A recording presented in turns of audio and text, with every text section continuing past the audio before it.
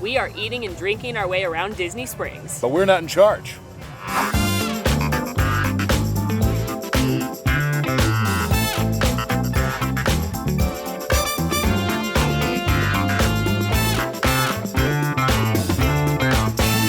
Hey there, Man Fam. We're here to have a progressive lunch around Disney Springs. And just like our recent monorail crawl, we're leaving it up to the experts, aka the cast members, while we eat and drink. That's right. We're going to ask them what the most popular item is on their menu and their favorite, and then give them a try. Cannot wait. I hope we're going to find some new things. Let's get to it. I'm very hungry. Same. Almost hangry. Let's go eat.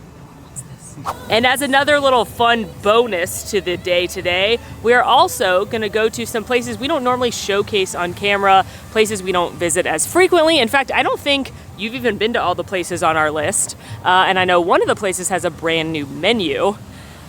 There are so many places to eat and drink at Disney Springs, and while I certainly have favorites like Wine Bar George or Homecoming, we got to show some other places. We got to try some new things, maybe find a new favorite dish. Up first is drinks at Jocks Hangar Bar. And while we have enjoyed some delightful eats from the Hangar Bar in the past, and I'm looking at you, pretzel charcuterie board, it's been a minute since we've tantalized our taste buds with some of their delicious cocktails. Jock Lindsay's Hangar Bar is loosely themed to Indiana Jones, specifically around Jock Lindsay, Indiana's pilot that appears in Indiana Jones Raiders of the Lost Ark. You remember when he met Reggie? There's a big snake in the plane, Jock! Yep, that's that pilot. And inside you can find a variety of curios and artifacts that Jock has curated, as well as some wings, flatbread, effectively zhuzhed up bar food, and what we're here for, delicious drinks. Here are our drink selections from Frank, our server here at Jock Lindsay's Hangar Bar, who preferred to not be on camera, so obviously that's fine by us. But what he picked out as the most popular drink is the Cool-Headed Monkey, and the favorite drink is the seasonal Witch's Potion, which honestly looks beautiful. I am starting with the Witch's Potion. Seasonally fun, which I enjoy. This is made out of vodka, gin, sweet and sour grenadine, topped with soda water, and what Disney seasonal cocktail wouldn't be complete without blue curacao? So of course it has blue curacao as well. Now Frank told us to mix up the potion. She's pretty. You know what? I don't hate it. What? It doesn't really taste like blue curacao, and it's not sweet. I would say the strongest flavor is gin, and then the lemon, but it's pretty balanced. It's refreshing on this hot day. It's obviously festive and fun. I don't know that I would order this over their Old Fashioned, which is really, really good and my go-to drink here, but if I was looking for something lighter, crisper, if you're a go-to gin or vodka drinker, this is actually some pretty good potion. Now this is the Cool-Headed Monkey, and Frank said that this is one of the 3 most popular cocktails here, followed of course by the Jovita Mojito and the Reggie's Revenge. Now this has some South African rum, tangerine liqueur, fresh lime juice, watermelon, and pineapple. So some tropical vibes here with this one. I'm going to ignore the straw. So you get hit immediately with the rum. This is a tiki drink, but it doesn't have that same super sickly sweetness of a tiki drink. I actually can taste the rum in here, which is nice. What stands out the most next is the tangerine, and interestingly enough, the watermelon. So it's actually pretty light as far as tiki drinks goes. I don't know if I'd order it again. Much like Molly, I'm going to echo, I'm more of a Scottish professor kind of guy with the scotch. But I don't mind this at all on a hot day. Also, this has been brought in the souvenir cup. Now, they're no longer making these, but I can see why one would want to purchase this if they were available. Indiana Jones or Han Solo, who you betting on? Okay, I would be foolish not to bet on the man with a literal spaceship. No, but the spaceship's blasters. missing. Well, we didn't talk about the terms of the engagement. No, they're just fighting. They're in a street chase. A knock 'em out, drag 'em out. A classic Indy street chase. Well, Indy has a whip. Mm-hmm. And a gun. And Han has a blaster, which is just effectively a gun. Space gun. Still just a gun. Shoots a projectile. I think that Han is more reckless. I'm giving it to Indy. I think Han's more reckless. I think Han's the one who would just be like, I'll shoot you. He shot Greedo. Greedo deserved it. You know what I think it is? I think it's like a time turner situation where they're like, you stole my face. And they have to fight each other because they think the other one's an imposter. I'm giving it to Indy. You let us know. Give it.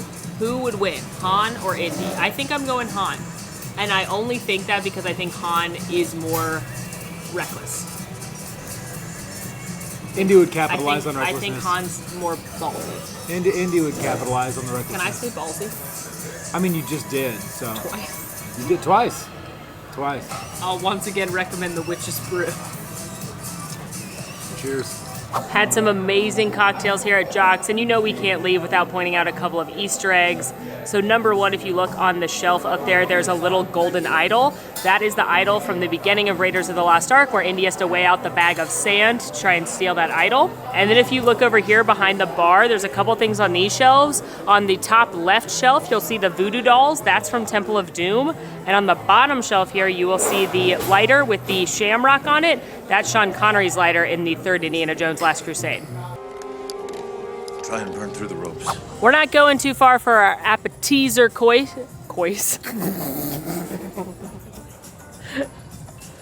Appetizer cois. It's an appetizer cois. We're gonna get an appetizer cois. Forget about it. We're having appetizers. Not traveling too far for the appetizer course. We are headed right next door to the Boathouse. This is a signature seafood restaurant. Features waterfront dining. They've got a great out on the lagoon bar situation. I've had a few things here that I love, like the shrimp on their appetizer menu. They've got a custom beer you can't get anywhere else, but I'm excited to see what the cast members pick out here for us to eat. Of course, one of the fun things about coming to the Boathouse or nearby is being able to watch the amphicars, which are cars that can drive on water. Like a magical dream. I'm sorry, what? A magical dream. Boats driving on water. Cars driving on water. It's a magical dream to have a car drive on water. And this is something anyone can book. It's typically $125. You can get 4 guests in there and they drive you around. You've got a captain, give you a little spiel about the lagoon. And often if you eat at the Boathouse on your receipt, they'll give you a discount for booking the amphicars, if you're interested. The bar inside is first come, first serve, as is the dockside bar out here, which is one of my favorite kind of underrated places to come enjoy a snack or a beverage when you are in Disney Springs. It definitely gets a little busier later in the day, but this is a weekday mid-afternoon, so not super crowded. You can order off the full menu here, and if it's not too hot, you get to enjoy the lagoon, watching the amphicars, and it's just really pretty out here. Taking a look at the Boathouse menu, they're known for their raw bar, and they actually have Boathouse special exclusive oysters that you can grab. Of course, they're a seafood restaurant, so they're gonna have market fresh items. Things are gonna change seasonally or even day to day based on what they can catch. As far as the launch goes, the starters, which are what we're here for, you've got things like calamari and shrimp, coconut shrimp, clam strips, lobster bisque. They do have some land lovers food as well. They do a great cheeseburger, filet mignon sliders. They've got steaks as well if you're not a seafood person. But this is a restaurant that every time I come to, even though I'm not a diehard seafood person, I find the food to be amazing. And each time it moves further and further up on my must-eat places at Disney Springs. Now, while the focus here is appetizers, couldn't resist the 2 signature Boathouse beers that are exclusively made for this restaurant. I've had this one before. It's the Dockside Haze. It's a hazy IPA, and it's so cute. The can has the bar we're sitting at right now, which I love. But they also have their newer option, which is the Duck Duck beer, which is the Boathouse Lager. It is themed after the little ducks that they have around the restaurant, as well as the Duck Duck Raz, which is a blue cocktail that features a little rubber ducky floating in it. So we're kicking the appetizers off here.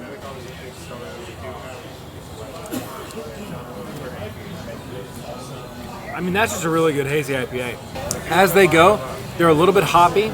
They're going to be a little bit thicker than most standard beers in terms of mouthfeel, the best way I can put that. Hoppiness on the forefront, but it's a very smooth and crisp finish on the back end. Kind of fruity, but a little bit of caramel finish on it. I enjoy it a lot. And the Duck Duck Lager.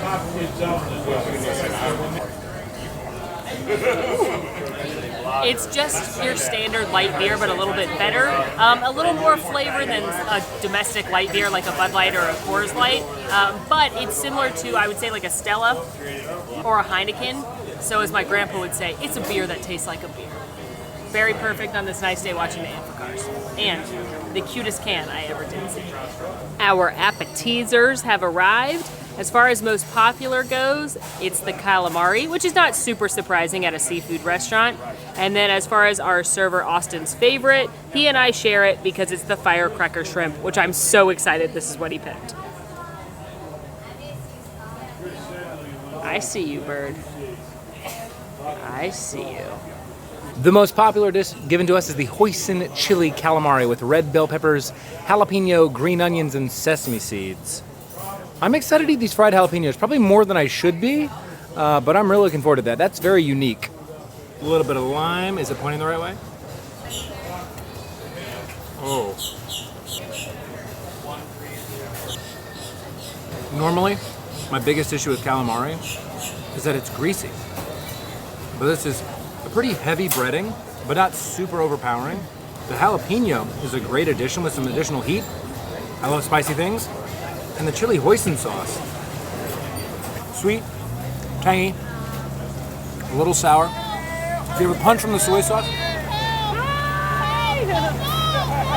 Oh, be right there. So it's sweet, sour, a little tangy. You can certainly taste a punch from the soy sauce and a little bit of that sesame oil, but this is very, very nice. Now, this certainly is not your traditional calamari, but it is a nice twist on the classic, and I enjoy it. And here's a closer look at those firecracker shrimp. So they are hand-breaded shrimp tossed in a sriracha mayo. They come with tricolor sweet peppers, sesame seeds, and on house toasted tortilla strips.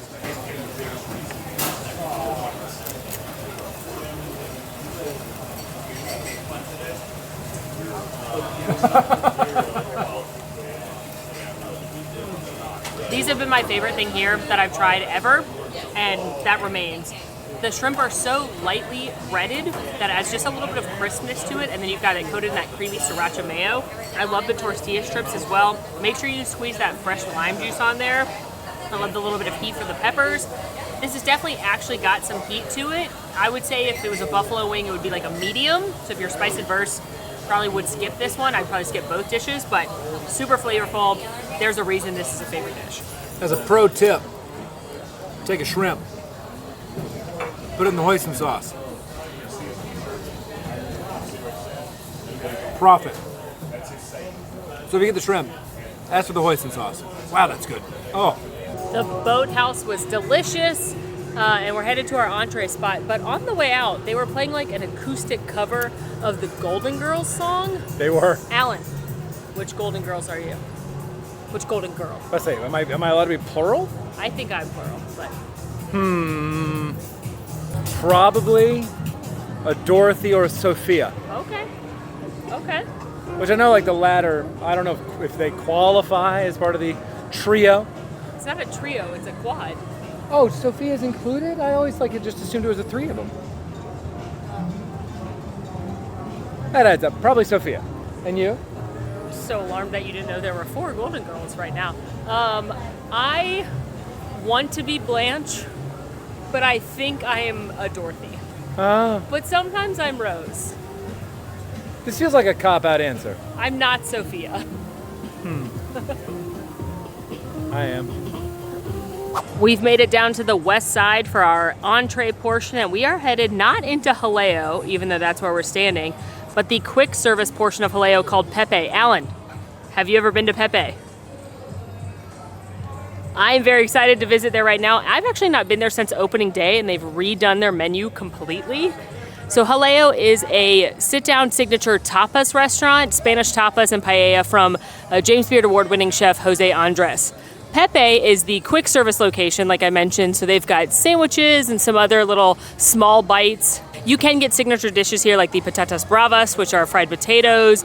You can get the chicken croquettes, which are my favorite thing inside the main restaurant. So I'm excited to see what the cast members choose for us inside Pepe. Taking a little closer look at the menu, there's a variety of sandwiches. They have the club style sandwiches, they have the bikini style sandwiches, the flautas. The bikini style sandwiches are like a pressed style, panini style sandwich. The flautas are like this picture right here. We have one coming in where it's like a long, skinny piece of bread. And then they also have a couple other dishes. Again, they've got those chicken fritters, they've got the patatas bravas, they have a couple of drinks, including some of their famous sangria and some desserts as well. I am super, super excited to be here. Also, we're literally the only people here.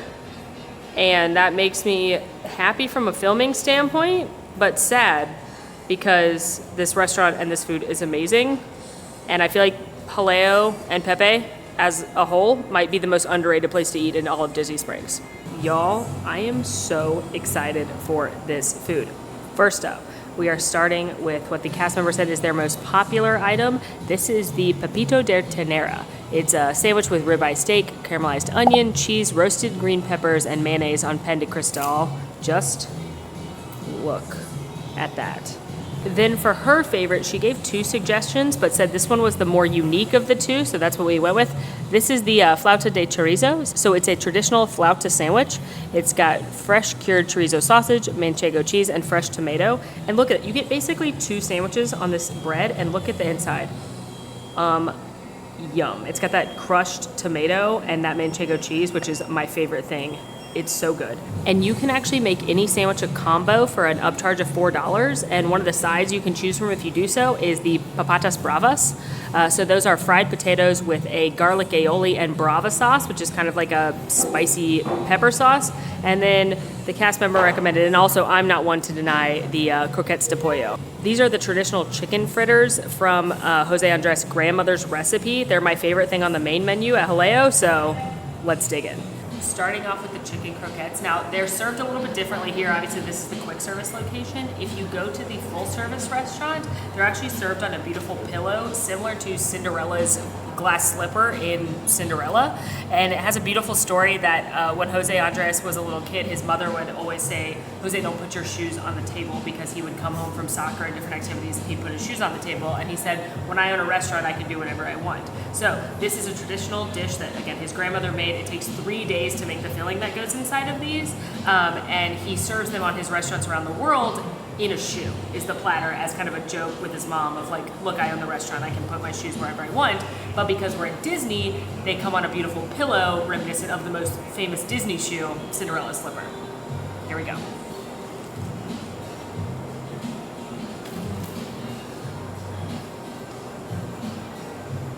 They are so good. This is like comfort food times a million. Imagine the best like cream of chicken soup that you've ever had shoved into a dumpling. This chicken is so tender and moist. It's falling apart. You've got the crispy outside. It's perfection. Okay, first up for me are the patatas bravas with a garlic aioli and the brava sauce. I'm gonna try to get a little bit of everything in here. Take a look at that bite.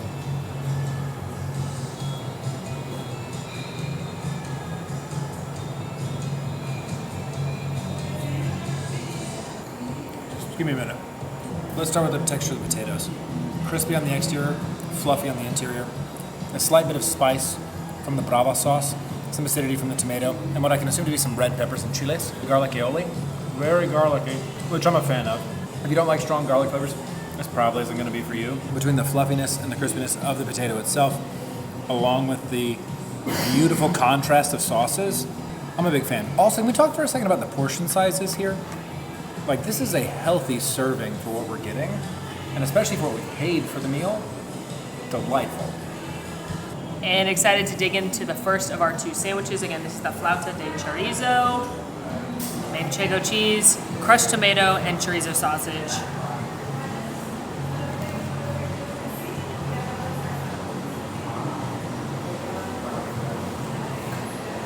I want to call this one of the best sandwiches I've ever had, and that's not being dramatic. You know I like simple deliciousness, and that's exactly what the sandwich is. The bread's got some beautiful olive oil on it. It's like crusty on the outside. It's nice and springy, so it's holding up to this fresh tomato, which is simple sweetness, a little acidity added, a little bit of spice from the chorizo, not too much, not overpowering, and then you've got the nuttiness from the manchego cheese, which is one of my favorite kinds of cheese. This is everything I love in Jaleo the restaurant on a sandwich. Perfection, no notes. And now for the Pepito de Ternera. Look at all that beautiful melty cheese here, along with the steak. Some caramelized onions. The onion smell really comes through.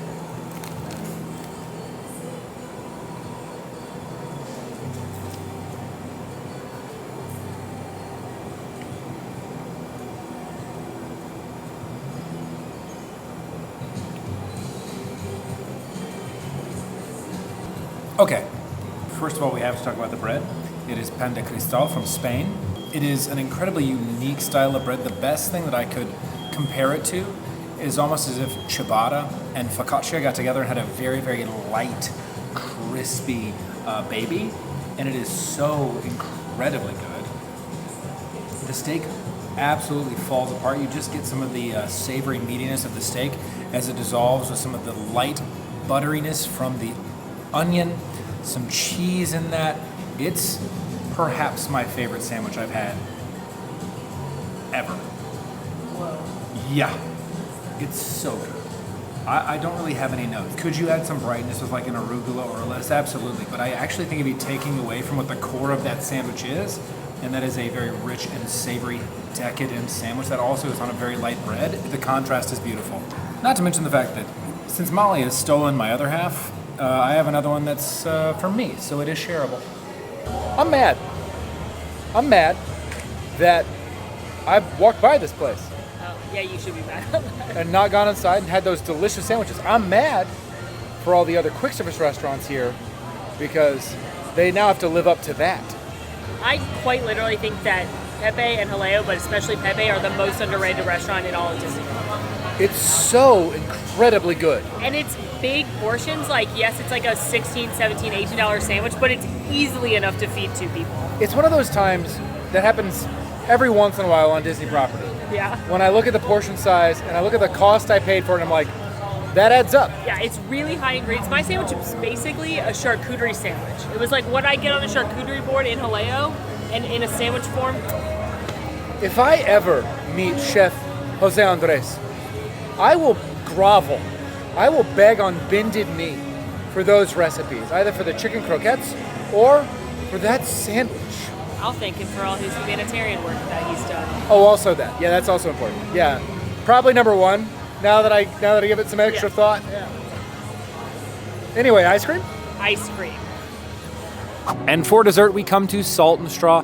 The name a reference to how one would make ice cream in the older times, where they used salt, rock salt specifically, to take the ice colder than freezing to help freeze that milk and ice cream mixture, and then straw to insulate the ice cream as it continued to firm up. Now, Salt&Straw did originate in the Pacific Northwest, but has recently joined us here in Disney Springs in Orlando, Florida, and features a rotating menu seasonally, month by month, where they utilize local ingredients to make their concoctions and delightful treats. And this month,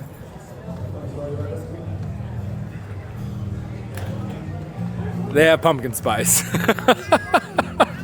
And while Salt&Straw does have wonderful limited edition flavors, yes, Pinot Poached Pear Sherbet, which is something I'm considering.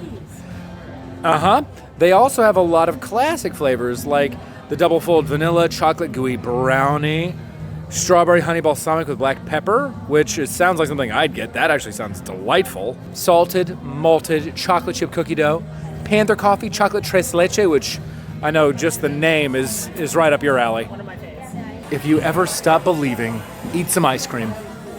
Words to live by. Another wonderful thing about Salt&Straw is they do let you try whatever flavors you would like to try. And for somebody like Molly, who has a very difficult time making decisions when confronted with just the sheer variety that we have here, this is right up her alley. They encourage you to try a lot. It's not just me. After sampling quite a few flavors, the fall menu is chef's kiss. We've got our ice cream cones. I have the most popular, which is the salted malted chocolate chip cookie dough. And I have their favorite, which is the Snickerdoodle. Ice cream cheers. Cheers. Chunks of actual Snickerdoodle in here. This is one of my favorites as well. It has sentimental value to me, not because of Salt&Straw, though I love Salt&Straw, but because of the small town in Iowa where my family's from. One thing we always do is go to the little old-fashioned soda shop and we all get malts. So I love malts over milkshakes because of malt powder. And this chocolate chip cookie dough ice cream has malt powder in it. So it's got that distinct flavor like a Whopper, plus gooey, delicious cookie dough. It's the best chocolate chip cookie dough ice cream on the planet, I think. The cinnamon Snickerdoodle, there are chunks of the Snickerdoodle cookie in here, fully baked. Have not gotten soggy with the ice cream. It's like they've been mixed in beautifully. Just enough cinnamon and sugar flavor, not super sweet. And you can taste a little bit of cookie dough coming through in the batter. So good. And it's on my shirt now. That's just bound to happen at somewhere like this. And one thing I do want to point out is you can split your scoops. So if you wanted to try 2 flavors in a single scoop, they can do that for a small fee. They can also do that with a double scoop, so then you can actually get 4 flavors on one cone. Best ice cream ever. Well, it's like here, France, or Florian Fortescue's. But they have magic on their side, so. Well, that is the end of a very filling and delicious day here at Disney Springs. What was your favorite thing we ate? It was all so good. I'm going to say the steak sandwich from Pepe. Yeah. And you? Everything from Pepe was amazing, and it's really hard to beat Salt&Straw, but I do got to give a special shout out to the shrimp at Boathouse. Oh, they were good. I think this just reiterates that cast members know what they're talking about when it comes to the food and drinks at their locations. So ask. Yes, when in doubt, especially ask the cast members what they would recommend. I don't think we've been led astray yet.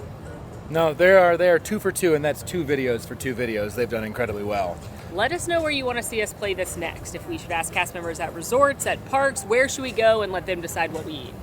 In the meantime, folks, be sure to like the video, subscribe if you are new, follow us on all of our socials, and if you want to join in the conversation, join us on Discord. The links are all down below. And until next time, friends, I'm Molly. And I'm Alan. And it has been so delicious. Very filling. How good was Pepe? I'm mad. I'm still not over it. It's so good. Wow. I might just come to Pepe for lunch breaks. You could do that. Eat your way through the menu. Live your dreams. But bring me home some food. Yeah, for sure. Yeah.